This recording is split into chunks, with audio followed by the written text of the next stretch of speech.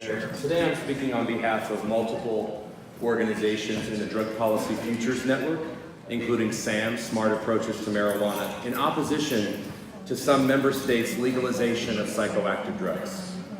These violations unequivocally hurt the spirit and the letter of the Single Convention on Narcotic Drugs of 1961 and threaten international cooperation concerning drug abuse and trafficking. We stand firm in supporting goals for a drug-free society, just as we stand firm in supporting goals for a poverty-free society or an AIDS-free society. That does not justify things like the death penalty or extrajudicial killings or extremes in drug policy, but we need not fall into a false dichotomy of extreme enforcement on the one hand or lax legalization on the other. We ask all member states to remember the WHO, World Health Organization, review on cannabis that has been around for more than 2 years that describes the numerous negative effects of heavy cannabis use. Let's be very clear. Violating these conventions not only hurts our international agreements and our resolve for dealing with all of drugs policy, but it is really about one thing and one thing only, and that is making a small number of people, mostly in the Western world, very, very rich. If it were about ending the war on drugs, recent policies might be limited to changes like decriminalization. But instead, a host of business interests are getting involved in an international drug trade that they are using and setting up private equity firms and fundraising organizations to attract investors and promote things such as cannabis candies, sodas, oils, ice creams, and other products. And in my country of the United States, the effects have been quite negative. In fact, we will have a side event tomorrow at 2:10 p.m. in M3 to discuss the negative impacts of legalization in places like Colorado. A new study on Colorado and 4 other states that SAM released just yesterday has found that legalized states are leading the nation in past year marijuana use among every age group. Among those U.S. states, Colorado currently is the #1 state for first-time marijuana cannabis use for those 12 to 17 years old, representing a 65% increase since legalization. Young adults aged 18 to 25 whose brains are absolutely still developing and who are living critical years of their life are also in the highest age ranges in those legal states.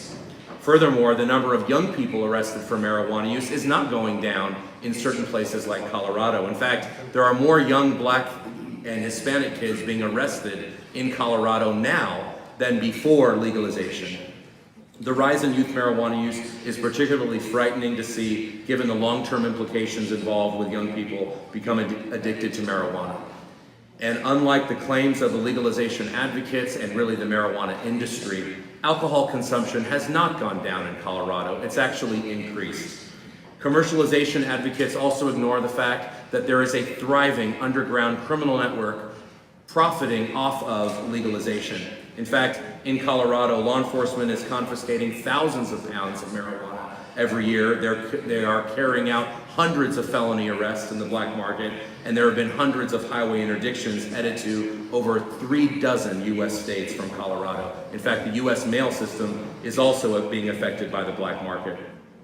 We know that criminal justice reforms can be done without legalization, but they should not be done on the back of public health and safety. In fact, in the United States, we are now seeing a renewed disturbing trend in drug driving due to cannabis use or related to cannabis use in those states that have legalized recreational marijuana. Let's make no mistake about it.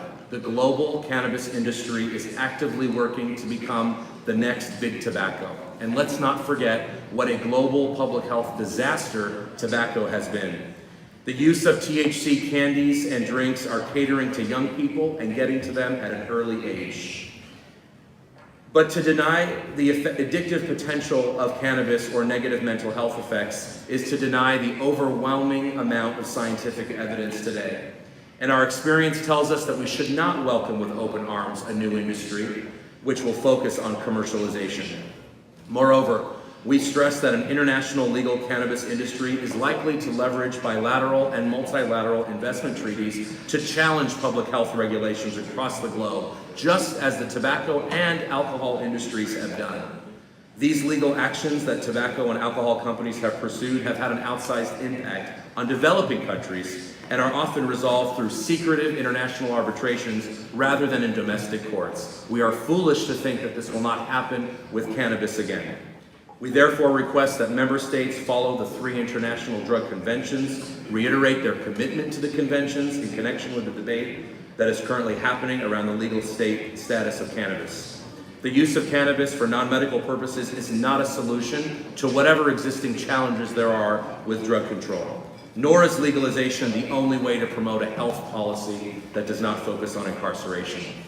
Finally, we remind member states to implement the obligations from the 3 drug conventions and the action plan on drugs in order to implement effective prevention, treatment, and rehabilitation programs.